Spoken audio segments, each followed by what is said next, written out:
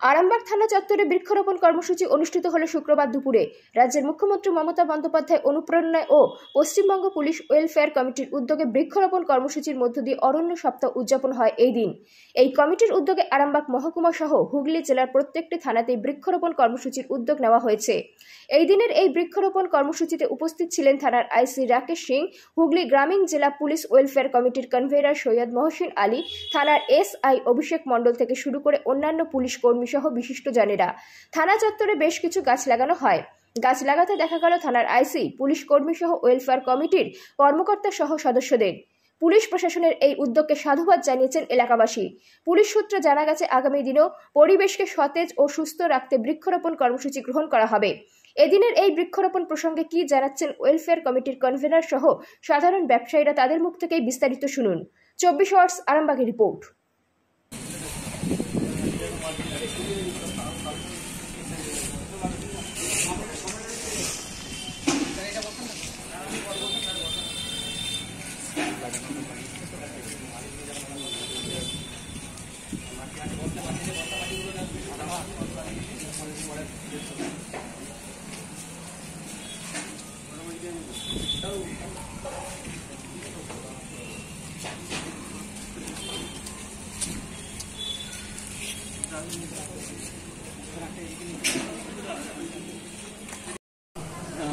আমাদের যে মাননীয় মুখ্যমন্ত্রী মমতা ব্যানার্জি ওয়েলফেয়ার কমিটি করেছেন, পুলিশের জন্য, আর এটা আমাদের সেন্ট্রালের নির্দেশ। বিজিত রাউত, শান্তনু সিনিয়র বিশ্বাস কোঅর্ডিনেটর এবং স্টেট ওয়েলফেয়ার কমিটির কনভেনার বিজিত রাউত, ওনাদের নির্দেশে প্রত্যেক জেলায় অরণ্য সপ্তাহ পালিত হচ্ছে।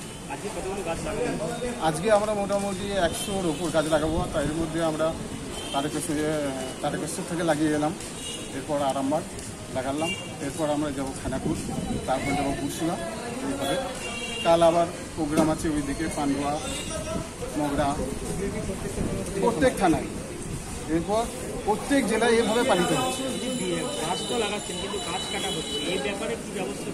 গাছ কাটা হচ্ছে, অনেকজনের চুরি চামারি করে করছে, সেটা তো করতে হবে, বন্ধ করতে হবে, যাতে ওটা বন্ধ হয়, না হলে পরিবেশ দূষণ হয়ে যাবে।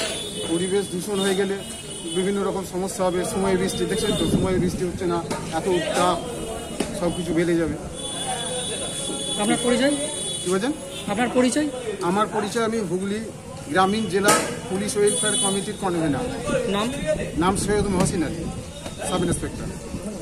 আপনার তো একদম থানার সন্নিকটে ব্যবসা করছেন, দোকান আছে, এখন কীরকম লাগছে এই বৃক্ষরোপণ কর্মসূচি? বৃক্ষরোপণ সবসময়ের জন্যই ভালো। বৃক্ষরোপণ সারা বছর যেমন এই ধরনের জিনিস হয়ে থাকে, খুবই ভালো লাগবে, প্রত্যেক মানুষেরই ভালো লাগবে। বৃক্ষরোপণ না করলে আজকাল যা অবস্থা, এসি মেশিন না বসিয়ে আমার মনে হয় তো বৃক্ষরোপণ করাই উচিত। পুলিশের উদ্যোগে যে বৃক্ষরোপণ, পুলিশ তো আলাদা কোনো গ্রহ থেকে আসেনি, পুলিশও মানুষ, আমরাও মানুষ। সেই কারণে পুলিশ করেছে এটা, থানার মধ্যে এটা যে উদ্যোগটা নিয়েছে খুবই ভালো। হয়তো একটা দুটো গাছ কাটা পড়তে পারে, এই সব মানে এত সুন্দর পরিবেশ তৈরি করেছেন এখনকার আইসি সাহেব। আমার মনে হয় যে একটা দুটো হয়তো গাছ কাটা গেছে, কিন্তু এই যে প্রচুর গাছ বসানো হলো, এটাই সাধুবাদ জানানো উচিত প্রত্যেক মানুষেরই। আমার নাম সুজিত কুণ্ডু। এতে মানুষ সচেতন হবে, অনেক সচেতন হবে প্রত্যেকেই। আমাদের আর একটা সংস্থা আছে, সেটা হচ্ছে সবুজায়ন, ডাক্তার মনোজিৎ মুখার্জির উদ্যোগে, উনি কর্ণধার। উদ্যোগে আমরা প্রতি বছরই 22শে শ্রাবণ এবং আমাদের পরিবেশ দিবসের দিন, 5ই জুন, এগুলো আমরা গাছ বৃক্ষরোপণ করে থাকি বিভিন্ন জায়গায়, বিভিন্ন স্টেশন চত্বর বা স্কুল প্রাঙ্গণ। এবছর আমাদের একটা ভালো প্রোগ্রাম আছে সবুজায়নে, সেটা হচ্ছে 22শে শ্রাবণ আমাদের চাঁদুর ফরেস্টে আমরা বৃক্ষরোপণ করব।